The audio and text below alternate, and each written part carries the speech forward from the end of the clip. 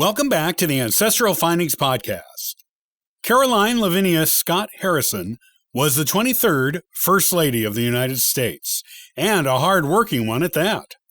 Though her health was never robust during her marriage, she took on many duties to make herself useful both before and during her tenure as First Lady.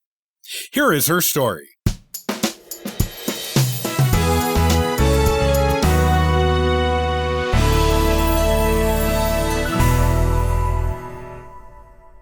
The wife of 23rd U.S. President Benjamin Henry Harrison, Caroline Lavinia Scott, was born on October 1, 1832, in Oxford, Ohio.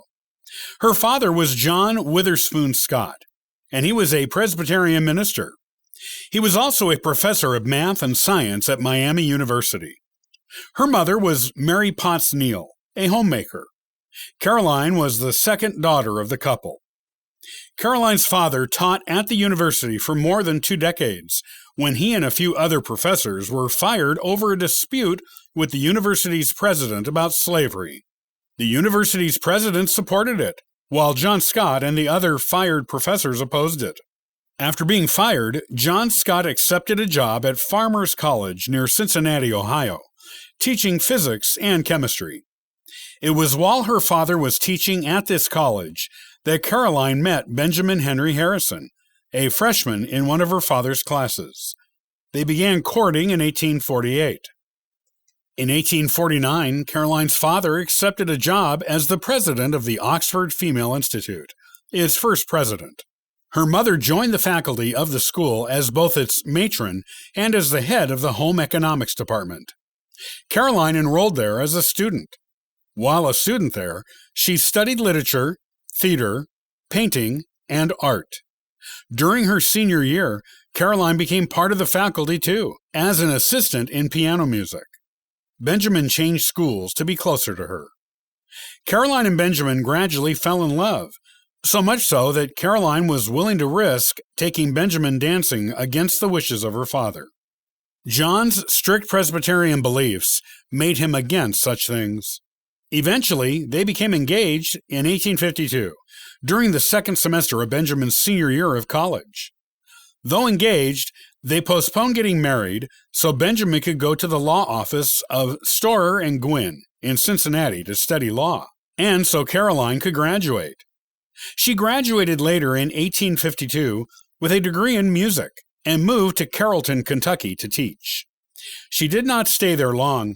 After coming down with pneumonia there, she returned home to Ohio to recover. She and Benjamin were married on October 20, 1853, at her parents' house, with her father officiating at the wedding. They went to North Bend, Ohio for their honeymoon, then came back to live with Benjamin's parents while he continued his law studies and to save money. Eventually, they moved to Indianapolis, Indiana, where Benjamin finished his law studies and opened his first practice. Though in love, they did not spend much time together their first few years of marriage. Setting up and establishing a law practice was a time-consuming task, and Benjamin spent much time building his reputation and his client list. He also joined many fraternal organizations and went to their meetings for the networking opportunities this offered him. When Caroline became pregnant with their first child, she went back to her parents in Ohio. This was not an uncommon practice at the time. If a woman lived near enough to her parents to visit them easily, she often wanted to have her first child there, so her mother could guide her through it, based on her mother's own experience. The couple's first child, Russell, was born in 1854. After Russell was born and she was fit for travel again, Caroline went back to Indiana with him and reunited with Benjamin. However, she was not there long before a fire destroyed their house and all of their possessions. Benjamin began working as a lawyer for a local law firm whose founder decided to run for political office, and it was by doing this that he helped his new family recover financially.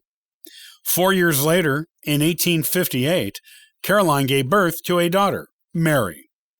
Both Caroline and Benjamin helped out when the Civil War began.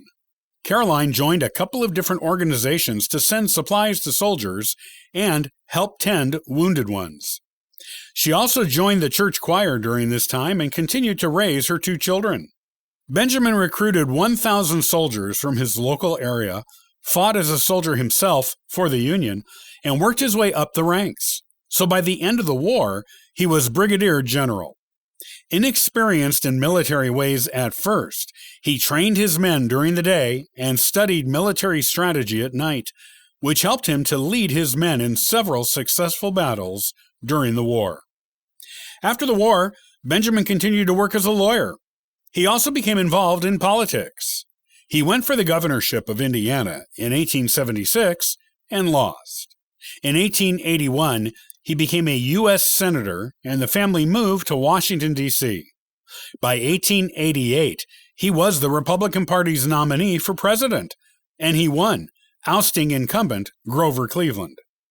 Though Caroline had suffered bouts of poor health since the pneumonia episode just before her marriage, and so did not participate in the full social life of Washington, D.C., she was not idle during her time there.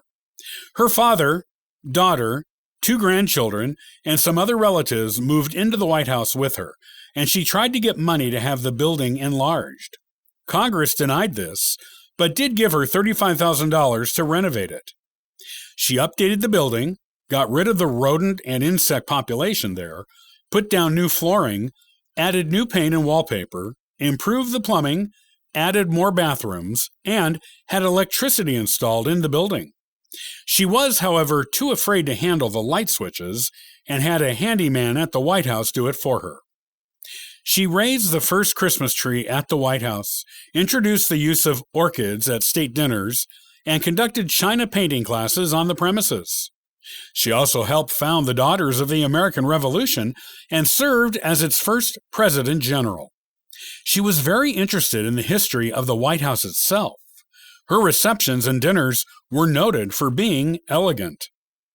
In 1891, she began to have the symptoms of tuberculosis, and though she went to the Adirondack, which had air considered to be helpful for TB patients at the time, it became clear to her she would not recover, so she returned to the White House, where she died on October 25, 1892.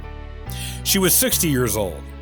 Her father remained in the White House and died a few months after her.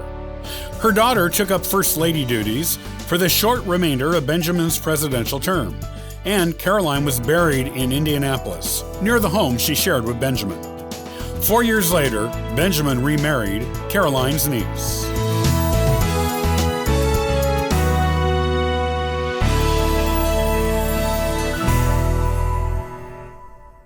Thanks so much for listening and subscribing to the Ancestral Findings podcast. Be sure to visit ancestralfindings.com to download a free genealogy ebook, request a free genealogy lookup, and sign up for the weekly historical postcard giveaway. I hope you have a wonderful day, and as always, happy searching.